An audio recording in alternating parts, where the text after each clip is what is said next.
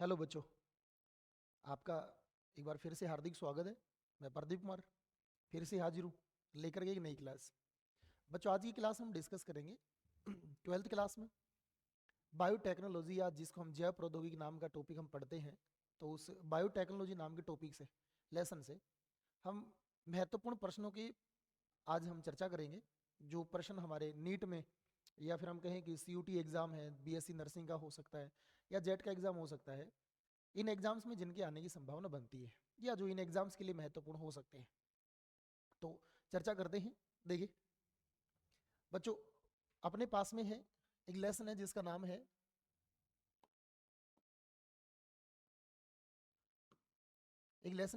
है जैव प्रौद्योगिकी। जिसका नाम है जैव प्रौद्योगिकी। और ये जैव प्रौद्योगिकी नाम का जो अपने पास में टॉपिक जो है, इस टॉपिक से ये अपने पास में जो रहेगा, इस टॉपिक के अपने को तीन भाग देखने को मिलते हैं। तीन भाग में पढ़ते हैं हम इसको। पहला है इसके सिद्धांत, दूसरा होता है इसका प्रक्रम, और तीसरा जो भाग होता है वो होता है अनुप्रयोग, यानी कि एप्लीकेशंस। तो बायोटेक्नोलॉजी या जैव प्रौद्योगिकी नाम का जो टॉपिक अपने पास जो लेसन है, उस लेसन को हम तीन भागों में पढ़ते हैं। पहला है इसके सिद्धांत हैं, दूसरा है इसमें काम आने वाली प्रोसेसेस या प्रक्रम, और तीसरा जो भाग है वो है अनुप्रयोग।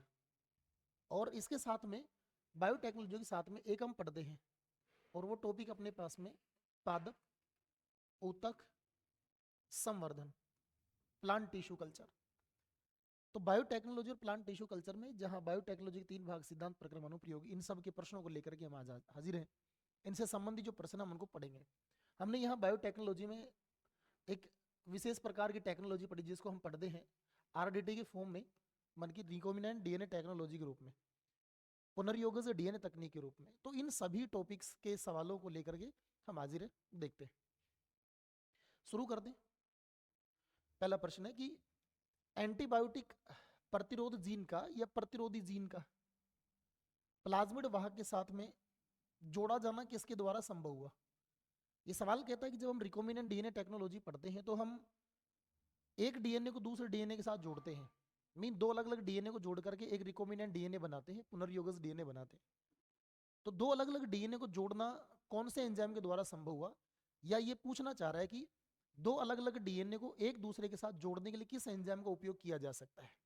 तो आपने पढ़ा है, तो इसका जवाब आपने यहाँ देखते ही आपके पास में आ भी गया होगा, आपने देख भी लिया होगा। देखो, डीएनए पॉलीमरेज एंजाइम है, वो डीएनए का बहुलकीकरण करने में, या मैं कहूँ पॉलीमराइजेशन करने में काम आता है। तो ये डीएनए को जोड़ता नहीं है। एक्सोन्यूक्लियस एंजाइम डीएनए को काटने में काम आता है। डीएनए लाइगेज ये जोड़ता है। ये दो अलग अलग डीएनए को क्या करता है? ये जोड़ने का काम करता है। और जब दो अलग डीएनए बनेंगे, जुड़ेंगे, तो फिर रिकॉम्बिनेंट डीएनए का निर्माण होता है, और एंडोन्यूक्लियस एंजाइम ये डीएनए को काटता है। तो अपना जो आंसर होगा वो हो जाएगा सी। और यहाँ क्या है? एंटीबायोटिक प्रतिरोधी जीन। ये अपने पास में क्या है? ये एक डीएनए का खंड है, और इधर ये प्लाज्मिड है, तो ये भी एक डीएनए है। और अगर इस खंड को इस डीएनए के साथ जोड़ना है, मीन डीएनए को डीएनए से जोड़ना है, तो जोड़ने वाला एंजाइम है वो कौन है? DNA ligase enzyme. तो इसका ये जवाब रहेगा अपने पास में डीएनए लाइगेज एंजाइम। अगला प्रश्न है कि शाकनाशी प्रतिरोधी आनुवंशिक रूपांतरित फसलों के उत्पादनीय उपयोग का मुख्य उद्देश्य क्या है? पूछना चाह रहा है कि हम रूपांतरित पादप बनाते हैं, जीएम प्लांट बनाते हैं, जेनेटिक मॉडिफाइड प्लांट बनाते हैं, और उस प्लांट में हम क्या डालते हैं? शाकनाशी प्रतिरोधी जीन डाले गए हैं। ऐसे जीन डालते हैं जो शाकनाशी रासायनिक पदार्थ होते हैं, उन पदार्थों के प्रति प्रतिरोध दर्शाते हैं। मीन उन रासायनिक पदार्थों का पादप पे प्रभाव नहीं होता है। और पादप पे नहीं, जब पादप पे वो रासायनिक पदार्थों का प्रभाव नहीं होगा, तो सीधी सी बात है कि जब उस पादप को, उस फसल को जब कोई मनुष्य खाएगा, या कोई जानवर खाएगा, कोई जंतु खाता है, तो उस पर भी उसका प्रभाव नहीं होना चाहिए। तो हम ये जो जीन है इस वजह से डालते हैं। तो कहने का मतलब कि उत्पादन या उपयोग का जो मुख्य उद्देश्य क्या हो सकता है? पहला है कि पर्यावरण प्रेमी, शाकनाशियों को बढ़ावा देना। नहीं, ऐसा नहीं है। स्वास्थ्य सुरक्षा के लिए खाद्य वस्तुओं में शाकनाशी का संचयन कम करना, ये वाला हमारे पास में इसका जवाब होगा।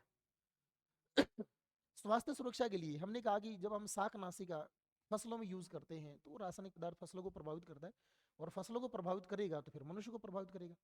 और हम चाहते हैं कि हमारी जो फसल जो है, खाद्य पदार्थ जो है, वो मनुष्य पर प्रभाव न डाले शाकनाशी के द्वारा, तो फिर शाकनाशी को कम करना पड़ेगा अपने को। और शाकनाशी को पादपों में, फसलों में कम करने के लिए हम क्या करते हैं, शाकनाशी प्रतिरोधी जीन बायोटेक्नोलॉजी के माध्यम से डालते हैं। तो ये हमारा इसका जवाब हो जाएगा। अगले भी देख सकते हैं कि मानव श्रम का उपयोग किए बिना खेत से खरपतवारों का सफाया करना, नहीं, वो तो शाकनाशी से करेंगे। और बिना शाकनाशी के उपयोग किए खेत में खरपतवारों का सफाया कर देना, नहीं, ये भी नहीं है। तो अपना जो जवाब रहेगा वो रहेगा स्वास्थ्य सुरक्षा के लिए खाद्य वस्तुओं में शाकनाशी का संचयन कम करना, ताकि उसमें संचयन कम हो सके। अगला है, निम्न में से किसे SCID कि जीन थेरेपी में वाहक की तरह प्रयुक्त करते हैं। अपने को क्या करना है, जीन थेरेपी करनी है, जीन में सुधार करना है, जीन में संशोधन करना है। और किसके लिए करना है, SCID के लिए, सीवियर कंबाइंड इम्यूनो डेफिशिएंसी के लिए। एक रोग होता है जिस रोग का जो है अपने पास में severe combined immuno deficiency syndrome जो होता है।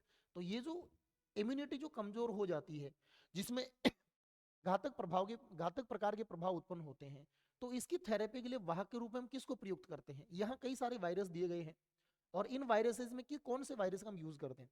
जब हम लेसन पढ़ते हैं तो अपने को जीन स्थानांतरण के लिए हम बात करें, जीन थेरेपी या वाहक के रूप में अगर हमने पढ़ा है, तो वाहक के रूप में हम दो ही चीजें पढ़ी हैं।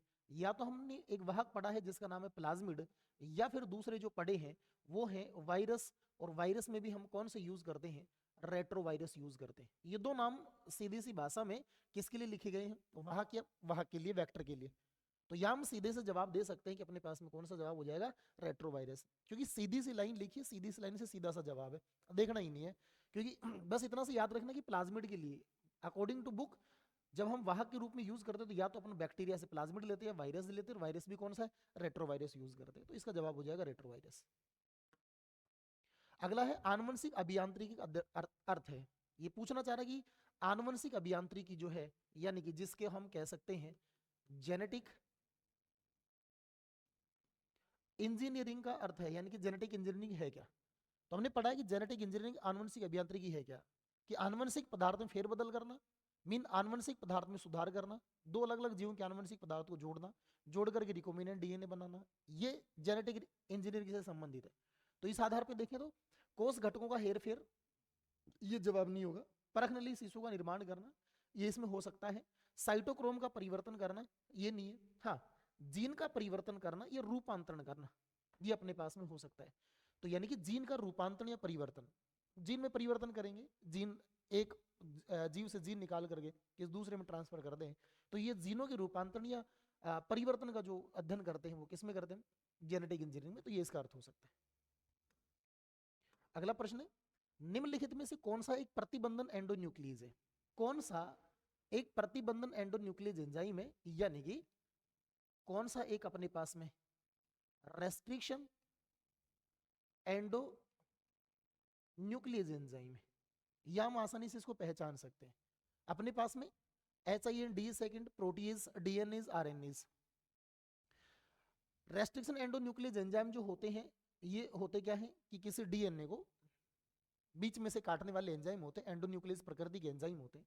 तो रेस्ट्रिक्शन एंजाइम में एक्सोन्यूक्लियस एंडोन्यूक्लियस दोनों प्रकार के हो सकते हैं। तो ये रेस्ट्रिक्शन एंडोन्यूक्लियस एंजाइम, या हम कहें कि एक्सोन्यूक्लियस एंजाइम, यानी कि डीएनए को काटने वाले एंजाइम। तो यहाँ प्रोटीज एंजाइम प्रोटीन का पाचन करता है, डीएनए एंजाइम डीएनए का पाचन करता है, आरएनए एंजाइम आरएनए का पाचन करता है। यहाँ हो सकता है डीएनए एंजाइम, बट यहाँ एक स्पेसिफिक अपने को दिया गया HIND सेकेंड। और HIND सेकेंड ये अपने पास में ये सबसे पहला खोजा गया एंडोन्यूक्लियस एंजाइम है, प्रतिबंधित एंजाइम है, प्रतिबंधन एंजाइम है। और जिसको हमने बायोटेक्नोलॉजी के माध्यम, बायोटेक्नोलॉजी के प्रोसेस में खोजा है। तो ये अपने पास इसका जवाब हो जाएगा HIND सेकेंड।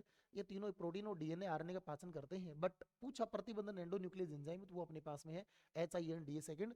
और इसका नामकरण जो होता है, उस नामकरण से सवाल पूछे जाते हैं। मैं यहीं पे एक बार डिस्कस करता हूँ। जब किसी प्रतिबंधन एंडोन्यूक्लियस एंजाइम का नाम दिया जाता है, तो हमने कहा था कि इसके नाम में 4 सूचनाएं शामिल की जाती हैं। और 4 सूचनाएं कौन कौन सी, पहले जिस जीवाणु से इसको प्राप्त किया जाता है उस जीवाणु के वंश के नाम का पहला अक्षर, फिर उसकी प्रजाति के नाम के 2 अक्षर, फिर उसके प्रभेद नाम का पहला अक्षर, और उसके बाद में खोजे गए एंजाइम का क्रम, जो एंजाइम जो है किस क्रम पे खोजा गया उसको। तो ये ऐसे करके 4 सूचनाएं इसमें शामिल की जाती है, ये याद रखना। अगला, निम्नलिखित में से कौन सा कोशिकांगक सेल ऑर्गेनेलिज आनुवंशिक अभियांत्रिकी से संबंधित है? मीन कोशिका में पाई जाने वाला, किसी प्रोकैरियोट यूकैरियोटिक कोशिका में पाई जाने वाला कौन सा भाग जो है, कौन सा हिस्सा है जिसका हम बायोटेक्नोलॉजी में भरपूर मात्रा में यूज करते हैं, मीन भर भर के यूज करते हैं, जिसका आसानी से यूज किया जाता है। तो हमने पीछे पढ़ा है, तो इसमें से सीधा एक आ भी जाता है अपने पास में, प्लाज्मिड। और जो प्लाज्मिड जो होता है, इसको हम बायोटेक्नोलॉजी में किसके रूप में यूज करते हैं? वेक्टर के रूप में या वाहक के रूप में। इन तीनों का कोई उपयोग नहीं है, ये याद रखें। नेक्स्ट, इनमें से किस एक को या एक से अधिक को वाहक या वाहकों के रूप में इस्तेमाल किया जा सकता है? मैं इस प्रश्न को थोड़ी देर पहले डिस्कस कर चुका हूं।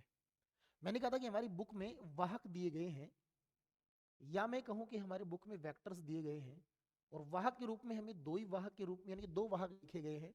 मैंने कहा था कि एक तो बैक्टीरिया से प्राप्त होने वाला कौन है? प्लाज्मिड। और दूसरा मैंने कहा कि अपने पास में वायरस है, और वायरस भी कौन सा था? रेट्रोवायरस था। इन दोनों का यूज किया गया, प्लाज्मिड और रेट्रोवायरस। यानी कि, या फिर हम कह सकते हैं कि अपने पास में वायरस, तो वो कौन सा हो सकता है कि बैक्टीरियोफेग वायरस जो है, ये भी हो सकता है। तो ये इसमें देख सकते हैं, बैक्टीरियम पोषी कोशिका के रूप में हो सकता है, वाहक के रूप में नहीं। प्लाज्मोडियम, इसका यूज करते हैं ना पोषी कोशिका के रूप में ना वाहक के रूप में। हाँ, प्लाज्मिड का यूज किया जा सकता है जीवाणु भोजी विकल्प के रूप में यूज किया जा सकता है। रेट्रोवायरस, मैंने कहा वायरस का यूज कर सकते हो, तो जीवाणु भोजी जो है ये क्या है बेटा? वायरस। तो यहाँ बी और डी दोनों का यूज किया जा सकता है, वो दोनों नहीं। तो यहाँ बी और डी वाला कौन सा हो सकता है? ये रहा, केवल बी और डी, इसका जवाब हो जाएगा। अगला है, रिकॉम्बिनेंट डीएनए तकनीक क्या है? मैंने कहा कि जेनेटिक इंजीनियरिंग, जैव प्रौद्योगिकी जो है बायोटेक्नोलॉजी, उसमें एक टेक्निक है जिसका नाम है रिकॉम्बिनेंट डीएनए टेक्नोलॉजी, और जिसको हमने कहा कि हम आरडीटी के रूप में पढ़ते हैं। और आरडीटी क्या है कि दो अलग अलग, मैंने कहा दो अलग अलग भिन्न डीएनए को जोड़ करके एक नया डीएनए बनाने की टेक्निक है। और इसे संबंधित पूछा कि इसका संबंध, डीएनए तकनीक का संबंध किससे है? डार्विन से, कोहेन से, हर्बर्ट बोयर से। तो यहाँ हम पढ़ते हैं डार्विन का, तो किस में विकास, उद विकास जो है, एवोल्यूशन जो है, इसका संबंध वहां है, इनका नहीं है। हाँ, स्टैनले कोहन और हर्बर्ट बोयर हमने पढ़ा भी है कि स्टैनले कोहन, हर्बर्ट बोयर, ये पहले जो साइंटिस्ट हैं, इन्होंने रिकॉम्बिनेंट डीएनए, दो अलग अलग डीएनए को लेकर के प्लाज्मिड के साथ में डीएनए जोड़ करके रिकॉम्बिनेंट डीएनए बनाया था। तो ये दोनों बायोटेक्नोलॉजी से संबंधित, रिकॉम्बिनेंट डीएनए टेक्नोलॉजी से संबंधित। तो इसका जवाब जो होगा वो हमारे पास कौन सा होगा? बी और सी, ये दोनों हो जाएंगे इसमें। अगला, एक जीव के जीनोटाइप में वांछनीय परिवर्तन किया जाता है। एक जीव के जीनोटाइप में वांछनीय परिवर्तन किया जाता है। जीनोटाइप मीन उसके आनुवंशिक पदार्थ डीएनए में, या मैं कहूं कि उसके जीन संरचना में परिवर्तन करने की जो टेक्नोलॉजी, वो कौन सी है? तो वो टेक्नोलॉजी जो हम पढ़ भी रहे हैं, जिसके बारे में हम डिस्कस भी कर रहे हैं, जो लेसन से ही संबंधित है, तो वो यहाँ सीधा जवाब भी आ जाएगा जब लेसन पे ध्यान है। तो वो कौन सा हो जाएगा? आर डीएनए टेक्नोलॉजी, जिसका पूरा नाम है रिकॉम्बिनेंट डीएनए टेक्नोलॉजी, जिसकी चर्चा हम कर ही रहे हैं। तो यहाँ रिकॉम्बिनेंट डीएनए टेक्नोलॉजी ये वांछनीय परिवर्तन करती है। डीएनए रेप्लिकेशन से तो डीएनए की मात्रा दुगनी की जा सकती है, डीएनए को रेप्लिकेट किया जा सकता है। प्रोटीन संश्लेषण, केवल प्रोटीन का निर्माण कर दें। एमआरएनए निर्माण, वो डीएनए से आरएनए का निर्माण है, ट्रांसक्रिप्शन है, वहां से संबंधित है। ये एक टेक्नोलॉजी है जिसका यूज करते हैं वांछनीय परिवर्तन करने में। अगला प्रश्न है कि प्लाज्मिड की पहचान कीजिए। प्लाज्मिड मीन वाहक की पहचान करनी है। प्लाज्मिड वेक्टर या वाहक की पहचान करनी है कि इनमें से कौन सा है। तो आसानी से पहचान में भी आ जाएगा, हमने पढ़ा भी है। और हमारी बुक में जो प्लाज्मिड जो दिया गया है, जिसका हम यूज करते हैं, सर्वाधिक जो यूज किया जाता है सामान्य रूप से, उसका नाम वहां भी है, आपने पढ़ा भी है, याद करने की कोशिश करेंगे तो यहाँ जवाब सीधा सा मिल भी जाएगा। और इसका जवाब कौन सा? ऊपर के जो तीन है, ये तो सारे के सारे क्या है बेटा? ये तो रेस्ट्रिक्शन एंजाइम है। और रेस्ट्रिक्शन एंजाइम की क्या पहचान? कि उसमें सबसे पहला जो लेटर है वो कैपिटल लिखा होगा, उसके बाद में फिर दो लेटर हैं वो स्मॉल होंगे, क्योंकि जीनस का, ये स्पीसीज का। उसके बाद में उसके स्ट्रेन या प्रभेद का नाम होगा, जो यहाँ तो नहीं है। और खोजे गए एंजाइम का क्रम है, ये फर्स्ट है, HIND थर्ड, ये अपने पास हो ही जाएगा। वंश का नाम, ये ये जीनस से, ये स्पीसीज से, ये इसका प्रभेद, और ये इसका क्रम। सेम ऐसे इक्वार फर्स्ट में, ये इसके जीनस, ये इसका स्पीसीज, ये इसका प्रभेद, और ये इसका खोजा गया क्रम। और ये है अपने पास में क्या? वाहक PBR 322, प्लाज्मिड 322, जिसको हमने मॉडिफाई किया है, जिसको रूपांतरित किया। किसने किया? बोलीवर और रोड्रिग्यूज नाम के वैज्ञानिक ने, तो जिनके नाम से ये दिया गया है PBR 322, ये अपने पास में वाहक है, तो ये इसका क्या हो जाएगा बेटा, आंसर हो जाएगा, ये इसका आंसर है। अगला है प्रथम जैव रसायन जो व्यापारिक स्तर पर माइक्रोबियल क्लोनिंग और जेनेटिक इंजीनियरिंग के द्वारा उत्पन्न किया गया है। मीन बायोटेक्नोलॉजी या हम कहें कि रिकॉम्बिनेंट DNA टेक्नोलॉजी की सहायता से एक जीन है, जीन को ट्रांसफर किया गया वाहक में, वाहक से जोड़ के किसी पोषी कोशिका में, और पोषी कोशिका माइक्रोब्स जो हैं, जीवाणु हैं, उनकी सहायता से पहला जो उत्पाद हमने प्राप्त किया, जिसका हम व्यापारिक स्तर पर उत्पादन किया, हमने व्यापार करते हैं, जिसका व्यापार किया जा रहा है, तो वो कौन सा उत्पाद अपने पास में, तो वो हमारे पास में जो उत्पाद है, तो वो सबसे पहला जो उत्पाद है वो कौन सा, ऊपर ऊपर लिखा भी गया है, मैं सीधा आंसर देता हूं उसका, वो है मानव इंसुलिन, और जिसको हम किसके रूप में जानते हैं, ह्यूमुलिन के रूप में जानते हैं। और ये क्या है, ये एक कृत्रिम, सॉरी, ये हमारे पास में क्या है बेटा, ये कृत्रिम इंसुलिन है, जिसको हम बायोटेक्नोलॉजी के माध्यम से तैयार करते हैं। पेनिसिलिन, ये एक एंटीबायोटिक है जिसे पेनिसिलियम नोटेटम नाम के जीवाणु से प्राप्त किया, सॉरी, कवक से प्राप्त किया गया। इंटरफेरोन्स, ये प्रोटीन है, और उसके बाद में फर्टिलिटी कारक, ये फर्टिलिटी फैक्टर हैं जो फर्टिलाइजेशन में काम आते हैं। बट जो सबसे पहले जो तैयार किया गया वो तो कौन सा ही है, मानव इंसुलिन है, जिसको हम कृत्रिम रूप से तैयार करते हैं, और वो जिसका नाम जो है वो ह्यूमिलिन है। और इसको तैयार करने वाली जो कंपनी है, जिसके पास इसका एकाधिकार है, पेटेंट है, जो काम करती है, वो एली लिन नाम की कंपनी अमेरिका की, जो आप नाम जानते भी हैं। अगला, पुनर्योगज DNA तकनीक के लिए निम्न में से कौन सा विकल्प सही है, पूछ रहा है कि पुनर्योगज DNA तकनीक, रिकॉम्बिनेंट DNA टेक्नोलॉजी में जो चीजें जो हम काम में लेते हैं, जो प्रोसेस काम में लेते हैं, उनसे संबंधित कौन सा एक कथन सही है, कौन सा विकल्प सही है, ये पूछा गया है। एक बार पढ़ लेते एक को। पहला कि एक्सोन्यूक्लियस एंजाइम DNA के अंत स्थल से न्यूक्लियोटाइड को हटाता है, नहीं। एंजाइम कौन सा है, एक्सोन्यूक्लियस, एक्सोन्यूक्लियस बाहर से काटता है, वो अंत स्थल से नहीं काटेगा, वो नहीं हटाता है, तो ये सही विकल्प पूछा, तो ये इसका विकल्प है जो गलत हो जाएगा।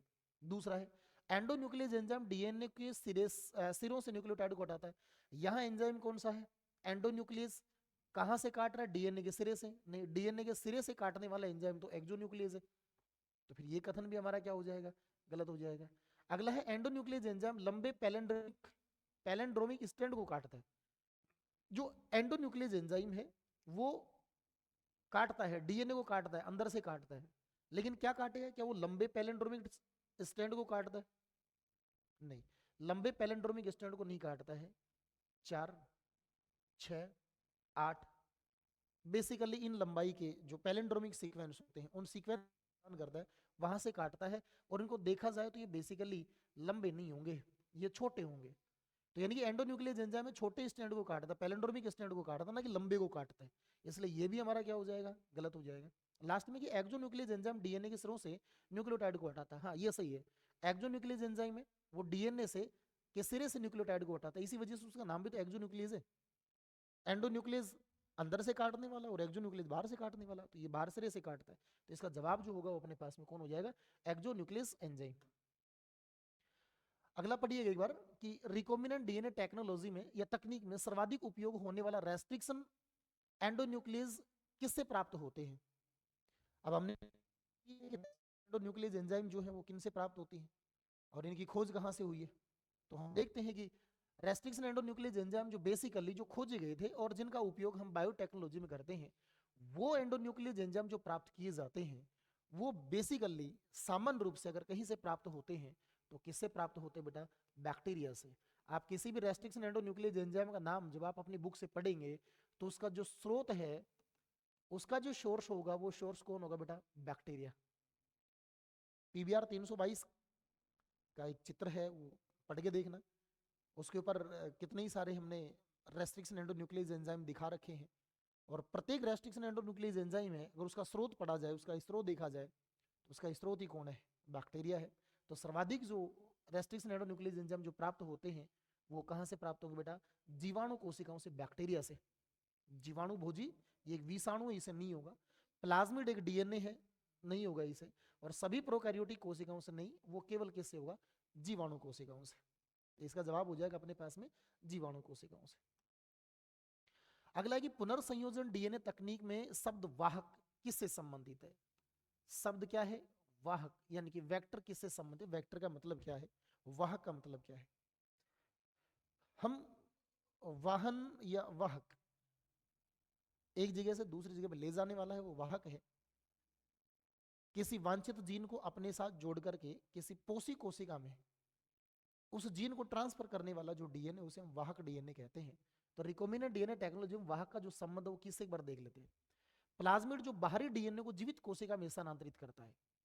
प्लाज्मिड जो बाहरी डीएनए को जीवित कोशिका में, या हम कह सकते हैं कि पोषी कोशिका में स्थानांतरित करता है। कोशिका जीवित है, उसमें स्थानांतरित करेगा। दूसरा कोस्मिड जो डीएनए को विशेष क्षार से काटता है। नहीं, कोस्मिड भी एक वाहक है, ये डीएनए को विशिष्ट क्षारक क्रम से काटता नहीं है, ये स्थानांतरण करता है। तो ये तो नहीं होगा। प्लाज्मिड जो भिन्न डीएनए खंडों को जोड़ सकता है, प्लाज्मिड का काम नहीं है डीएनए खंडों को जोड़ने, वो लाइगेज एंजाइम का काम है। कोस्मिड जो हानिकारक प्रोटीन को अपघटित कर सकता है। मैंने कहा कोस्मिड एक वेक्टर है, ये प्रोटीन का पाचन नहीं करता है, मैंने कहा स्थानांतरण करता है। तो स्थानांतरण करने वाला हमारे पास में एक ही ऑप्शन बचता है, ये भी गलत है और ये भी गलत है, तो एक ही ऑप्शन बचता है। और एक्चुअल में हमने पढ़ा भी है कि भाई प्लाज्मिड जो वाहक होते हैं वो अपने साथ वांछित डीएनए को जोड़ करके उसे परपोषी कोशिका में, पोषी कोशिका, जीवित कोशिका में स्थानांतरित कर सकते हैं। तो इसका जवाब हो जाएगा अपने पास में ए वाला। अगला, साधारण संकरण तकनीक। साधारण संकरण तकनीक द्वारा गुणसूत्रीय डीएनए के विश्लेषण में प्रयुक्त नहीं होता है। जब हम साधारण ब्लोटिंग करते हैं, साधारण संकरण तकनीक करते हैं, मीन एक अपने पास में प्रोब डीएनए होता है। हम पढ़ देना कि अपने पास में एक डीएनए होता है जिसे हम प्रोब डीएनए कहते हैं, जो जो रेडियो लेबल्ड होता है, जिसको हम कह सकते हैं कि क्या बोलते हैं, रेडियो एक्टिव तत्व से लेबल होता है, उसको लेबल कर दिया जाता है। तो वो जो प्रोब डीएनए है, वो प्रोब डीएनए का सेपरेट किए गए डीएनए के साथ में जोड़ना, प्रोब डीएनए का सेपरेट डीएनए के साथ में संकरण करवाना। मीन प्रोब डीएनए जो निकाले गए डीएनए, सेल से जो निकाला गया डीएनए लेंगे ऐसे कि सबसे पहले सेल का पाचन करते हैं, डाइजेशन करते हैं, डीएनए निकलेगा, उसका फिर हम फ्रेगमेंटेशन करते हैं एंडोन्यूक्लियस एंजाइम से, फ्रेगमेंटेशन करके फिर उसका जेल इलेक्ट्रोफोरेसिस कर दें। जेल इलेक्ट्रोफोरेसिस करने अब उसको ट्रांसफर किया जाता नाइट्रोसेलुलोज मेम्ब्रेन पे।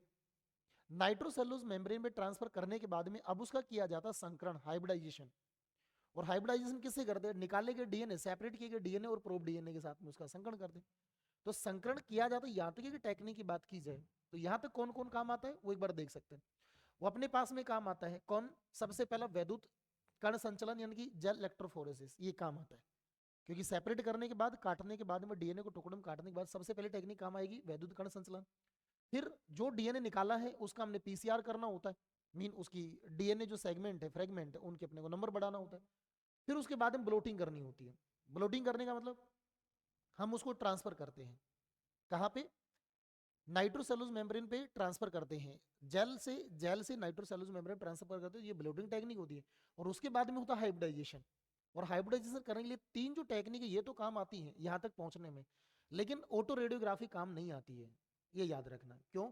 क्योंकि ब्लोटिंग के बाद में क्या की जाएगी? Auto radiography. और ऑटो रेडियोग्राफी करने के लिए हमें क्या चाहिए? रेडियो लेबल्ड एलिमेंट चाहिए। तो वो तो भाई यहीं पे आता है। तो रेडियोग्राफी, ऑटो रेडियोग्राफी बाद में होगी, बाद में की जाती है, लास्ट का स्टेप है। इसलिए यहां तक इस हाइब्रिडाइजेशन करने तक केवल तीन टेक्निक काम आती है, ये काम नहीं आएगी। तो इसका जवाब हो जाएगा ये। इसमें विश्लेषण प्रयुक्त ये वाला नहीं होगा, ये बाद में होता है। अगला, ई कोलाई में क्लोनिंग के लिए वेक्टर के रूप में उपयोग किए जाने वाला पीबीआर 322 है। ई कोलाई जीवाणु में जब हम किसी वांछित जीन की क्लोनिंग करते हैं तो उसके लिए एक वाहक का उपयोग किया जाता है जिसका नाम है पीबीआर 322। पूछा कि पीबीआर 322 क्या है, तो मैं एक बात पहले कह चुका हूं कि पीबीआर 322 वो प्लाज्मिड है जिसका निर्माण किया किसने है? बोलिवर और रोड्रिग्यूज नाम के दो वैज्ञानिक, उन्होंने एक प्लाज्मिड को मॉडिफाई किया और मॉडिफाई करके ना उन्होंने एक वाहक बनाया। तो ये वाहक अपने पास में, तो वो एक मॉडिफाइड है, रूपांतरित है। और क्या है बेटा? जीवाणु से निकाला गया प्लाज्मिड, प्लाज्मिड को रूपांतरित किया, उसमें दो जीन डाले गए, मार्कर जीन डाले गए, यानी कि चिन्हक जीन डाले गए, जिसमें एक एम्फिसिलिन रेजिस्टेंस जीन है तो दूसरा टेट्रासाइक्लिन रेजिस्टेंस जीन है, प्रतिरोधी जीन है। तो फिर हम कह सकते हैं कि एक्चुअल में पीबीआर 322 है वो क्या है? वो रूपांतरित जीवाणु डीएनए है, वास्तविक जीवाणु डीएनए नहीं है। रूपांतरित किया गया है, उसमें हमने जीन डाले हैं, जीन डाल के मॉडिफाई किया है, तब वो रूपांतरित जीवाणु प्लाज्मिड बना है। तो इसका जवाब है वायरल जीनोम नहीं है, वो ट्रांसपोजोन्स नहीं है। जवाब इसका होगा रूपांतरित जीवाणु प्लाज्मिड।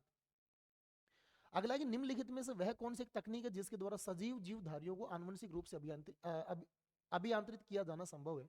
या फिर हम कह सकते हैं कि विभिन्न प्रजातियों के डीएनए को प्रायोगिक रूप से जोड़कर पुनर्योग से डीएनए बनाने की तकनीक क्या कहलाती है?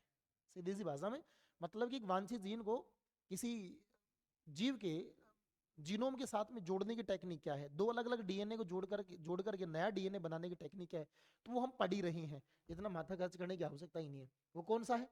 वो पुनर्योजनीय डीएनए तकनीक,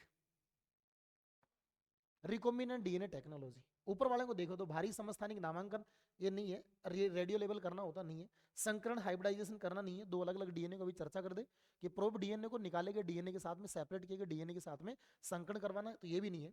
और एक्स किरण विवर्तन ये भी नहीं है। वो डीएनए की स्ट्रक्चर पढ़ने में विल्किंस याद करो, वहां पे उन्होंने यूज किया था एक्स किरण विवर्तन, एक्सरे डिफ्रैक्शन टेक्निक का यूज किया था जिससे हम डीएनए की खोज कर पाए थे। तो यहाँ दो डीएनए जोड़ करके नया डीएनए बनाने की टेक्निक तो कौन सी है? पुनर्योग से डीएनए टेक्निक है, ये इसका जवाब रहेगा। अगला है रिकॉम्बिनेंट डीएनए तकनीक के लिए कृत्रिम रूप से आवश्यक एंजाइम है। रिकॉम्बिनेंट डीएनए बनाना है तो हमें आवश्यक एंजाइम कौन कौन से होंगे? जो महत्वपूर्ण एंजाइम है जिनकी सहायता से रिकॉम्बिनेंट डीएनए टेक्नोलॉजी में काम आते हैं, तो एक तो हमें चाहिए वांछित जीन को निकालने वाला एंजाइम चाहिए, फिर वांछित जीन को वाहक के साथ जोड़ने वाला एंजाइम चाहिए। सीधी भाषा में कहें, हमने कहा कि ये तो दो मेन हो गए, लेकिन इसके अलावा भी अगर किसी कोशिका में से अगर अपने को डीएनए निकालना है, जीन को निकालना है, तो उसके लिए भी अपने कई सारे एंजाइम चाहिए। लेकिन यहाँ बात कर रहे हैं रिकॉम्बिनेंट डीएनए बनाने के लिए, तो रिकॉम्बिनेंट डीएनए बनाने के वांछित जीन प्राप्त करने वाला एंजाइम और फिर उसके बाद में जोड़ने वाला वांछित जीन को वाहक के साथ में या किसी पोषी कोशिका के जीनोम के साथ जोड़ने वाला एंजाइम चाहिए। तो कौन से एक बार देख लेते हैं। पहले रेस्ट्रिक्शन एंडोन्यूक्लियस एंजाइम, टोपोआइसोमरेज। नहीं, टोपोआइसोमरेज यहाँ काम नहीं आएगा, टोपोआइसोमरेज का काम आता है डीएनए रेप्लिकेशन में, और यहाँ अपने को डीएनए रेप्लिकेशन करना ही नहीं है। रिकॉम्बिनेंट डीएनए टेक्नोलॉजी में डीएनए रेप्लिकेशन यहाँ नहीं आएगा, और डीएनए रेप्लिकेशन अगर होगा तो वो हम किस में करेंगे? वो जीन क्लोनिंग में करते हैं, और उसका बाहर हमें कोई यूज नहीं है। वो बैक्टीरिया की सेल में जब क्लोनिंग करेंगे तो वही काम आ जाएगा, तो ये नहीं चाहिए अपने को। दूसरा एंडोन्यूक्लियस और पॉलीमरेज, एंडोन्यूक्लियस एंजाइम चाहिए अपने को, ये चाहिए। पॉलीमरेज एंजाइम यूज किया जा सकता है, बट पॉलीमरेज एंजाइम यहाँ नहीं, वो रिकॉम्बिनेंट डीएनए बनाना है तब तक की बात है। ये तो किस में, पीसीआर में यूज किया जा सकता है। और ये यहाँ पे अगला है रेस्ट्रिक्शन एंडोन्यूक्लियस एंजाइम। हाँ, ये चाहिए अपने को, एंडोन्यूक्लियस की बजाय अपने क्या चाहिए? रेस्ट्रिक्शन एंडोन्यूक्लियस एंजाइम और लाइगेज चाहिए। मैंने कहा जीन को निकालना तो ये चाहिए, और जीन को जोड़ना है तो ये वाला चाहिए। तो ये दोनों यूज किए जाएंगे, दोनों इंपॉर्टेंट अपने पास, और हम इनको पढ़ के भी आते हैं। ये आवश्यकता है रिकॉम्बिनेंट डीएनए टेक्नोलॉजी की, ये उसके घटक है, कॉम्पोनेंट है जो आवश्यक होते हैं, तो ये इसका आंसर हो जाएगा। और पेप्टाइडेज और लाइपेज ये यूज किए जा सकते हैं जब हम डीएनए को बाहर निकालते हैं, तो प्रोटीन का पाचन करने में, लेकिन लाइगेज यहाँ यूज होगा, बट ये पाचन करने में तो दोनों कॉम्बिनेशन नहीं होगा। ये वाला अपने पास इसका जवाब हो जाएगा, रेस्ट्रिक्शन एंडोन्यूक्लियस एंजाइम और लाइगेज एंजाइम। अगला है कि पीसीआर तथा रेस्ट्रिक्शन फ्रेगमेंट लेंथ पॉलीमॉर्फिज्म विधियां किस में उपयोग की जाती हैं? पीसीआर और आरएफएलपी। ये टॉपिक यानी कि ये वाला जो क्वेश्चन है, ये क्वेश्चन इस लेसन से तो नहीं है, ये लेसन है लेसन नंबर 5 से, वहां इस टॉपिक को पढ़ के आते हैं। बट मैंने कहा था लेसन नंबर 5 में जब हम एक टॉपिक पढ़ते हैं, टॉपिक का नाम बता दिया तो फिर जवाब ही आ जाएगा। उसका नाम है डीएनए फिंगरप्रिंटिंग, और डीएनए फिंगरप्रिंटिंग में पढ़ते हैं, लेकिन वो वहां भी और यहाँ भी है कि पीसीआर और आरएफएलपी दोनों का यूज किया जाता है।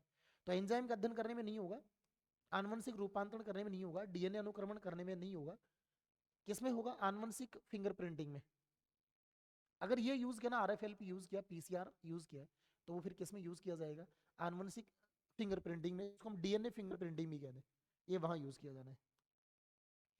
अगला आनुवंशिक इंजीनियरिंग यानी कि जेनेटिक इंजीनियरिंग में एंटीबायोटिक्स का उपयोग किसके लिए किया जाता है? याद करो, हमने कहीं पढ़ा है AMPR और दूसरा था TETR, दो हमने जीन यूज किए थे, और ये दोनों जीन है, ये एंटीबायोटिक रेजिस्टेंस जीन है, और ये दोनों जीन मार्कर जीन है, और इन जीनों की पहचान करने के लिए हमें किसका यूज करना पड़ता है? एंटीबायोटिक्स का उपयोग करना पड़ता है। तो एंटीबायोटिक रेजिस्टेंस जीन या फिर एंटीबायोटिक्स, इनका अगर यूज किया जा रहा है तो फिर ये एज ए सेलेक्टेबल मार्कर के रूप में या चयन के रूप में या मार्कर सॉरी क्या बोलते हैं वर्ण करने के लिए इनका यूज किया जाता, चयन करने के लिए, सिलेक्शन करने के लिए किसका, रूपांतरित प्रकार की, या हम कहें कि जो रिकोमिनेंट प्रकार का जो प्लाज्मिड होता है हम उसको पहचान करने में इसका यूज किया जाता है, या फिर हम कहें कि मॉडिफाइड जो सेल है, रूपांतरित जो कोशिकाएं होती हैं उनकी पहचान करने में यूज करते हैं। तो इनका उपयोग कहाँ किया जाना, तो देख सकते हैं वर्ण योगी चिन्ह के रूप में मैं कह चुका हूं कि ये दोनों वर्ण योगी चिन्ह है, इनका यूज किया जाता है। स्वस्थ संवाहकों के चुनाव में यूज नहीं होगा। ऐसे अनुक्रमण को रूप जहाँ प्रतिकृतिकरण का प्रारंभ होता है ये भी नहीं चाहिए, और संवर्धों को संक्रमण रहित बनाने में भी नहीं चाहिए। वो वर्ण योग चिन्हकों के रूप में हमें एंटीबायोटिक रेजिस्टेंस जीन, ये रेजिस्टेंस जीन जो है इनका यूज किया जाता है वर्ण योगी चिन्ह के रूप में। तो ये इसका जवाब हो जाएगा। तो ठीक है, आज इतना ही, ये 20 क्वेश्चन है, पढ़िए इनको एक बार वापस है और देखिए इनमें कि हम कहाँ, क्या ये हमारे प्रश्न जो है हमने जो पढ़े हैं क्या वो रेलेवेंट है या नहीं है, क्या हमारे एग्जाम में आ सकते हैं या नहीं है। इनसे संबंधित आसपास के टॉपिक है उनको थोड़ा थोड़ा करके पढ़िए, और इस प्रकार के प्रश्न है अभ्यास कीजिए साथ साथ में। और जब आप बार बार अभ्यास करेंगे, प्रैक्टिस करेंगे, तो ये सवाल हैं जो इन एग्जाम्स में आएंगे। मैंने कहा था कि ये सब जो एग्ज़ाम जो आने वाले हैं वो इम्पोर्टेंट हो सकते नहीं है, सीयूटी के लिए इम्पोर्टेंट है। बीएससी नर्सिंग में 12th क्लास का सिलेबस आना है तो यहाँ से आएगा ही आएगा, और जेट के एग्ज़ाम है वहाँ बायोटेक्नोलॉजी है तो वहाँ भी ये पूछा जाना है। तो अपने पास में पहला पार्ट था, इसके 3-4 पार्ट जो भी हैं वो हम लेके आते हैं, और आप बने रहिए और इनको पढ़ते रहिए। बहुत बहुत धन्यवाद।